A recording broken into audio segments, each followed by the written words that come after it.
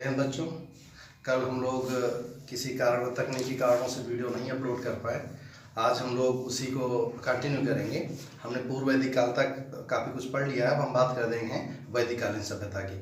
अब कमेंट आया था कि सर वैदिक कालीन सभ्यता को एक वीडियो में क्यों नहीं हम पढ़ लेते। देखिए, किसी सभ्यता के उत्थान, उसके शीर्ष पर पहुंचने और उसके पतन, अगर हम 3 चरणों में पढ़ेंगे तो हर स्थिति का हमें आसानी से पता चल जाएगा कि वो सभ्यता का विकास किन चरणों में और कैसे हुआ होगा।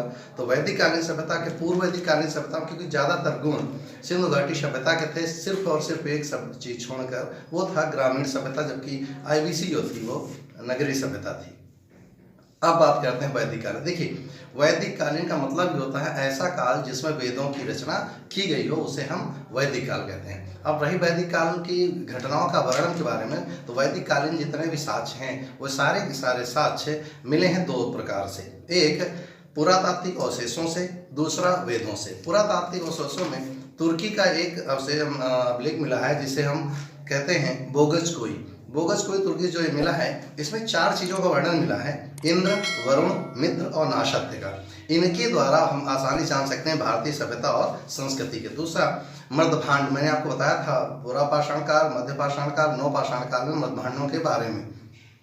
तो 2 प्रकार के मर्दभांड जो मिले हैं, गैरिक और धूसर, इनसे भी हम सभ्यता के बारे में, वैदिक कालीन सभ्यता के बारे में आसानी से जान सकते हैं। इस वैदिक कालीन सभ्यता में केवल इस समय हम जो चर्चा करेंगे वो हम वेदों की चर्चा करेंगे। इसके बाद का जो वीडियो होगा उत्तर वैदिक कालीन, उसमें हम पूरी सामाजिक, आर्थिक, राजनीतिक स्थितियों का अध्ययन करेंगे। तो सबसे पहले वेद आता है ऋग्वेद। ध्यान रखेंगे, वेदों को अपौरुषेय कहा जाता है। अपौरुषेय का मतलब होता है इनकी रचना पुरुषों ने नहीं की, बल्कि ईश्वर ने की, स्वयं करी है।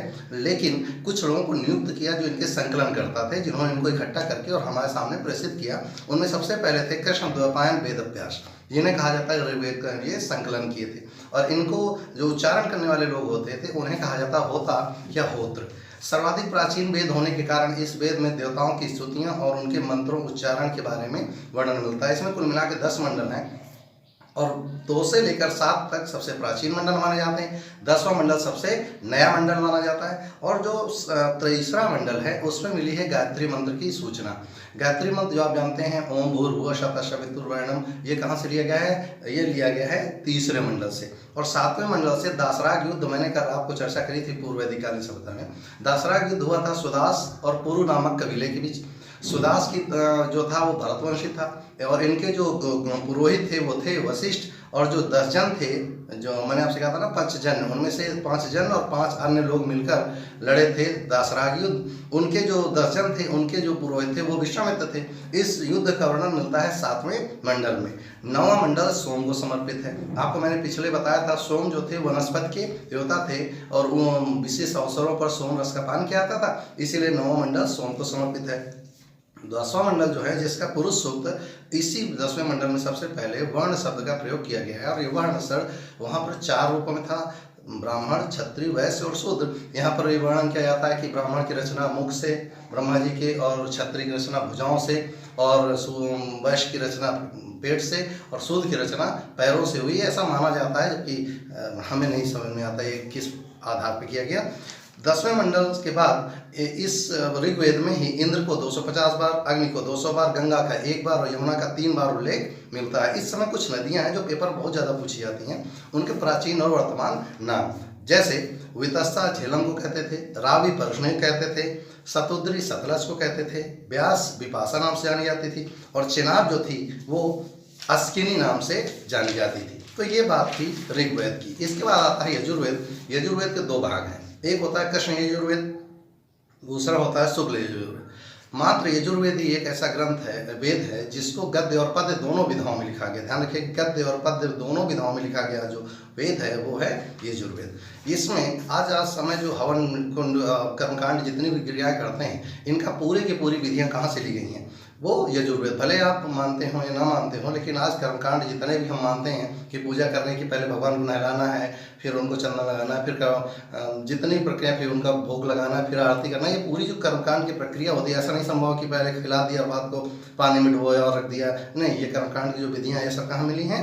यजुर्वेद में। और इनके जो पुरोहित होते थे उन्हें हम अधुर कहा करते थे। इसके बाद सामवेद हैं जो इसके उद्गाता, इनको कहा जाता उद्गाता।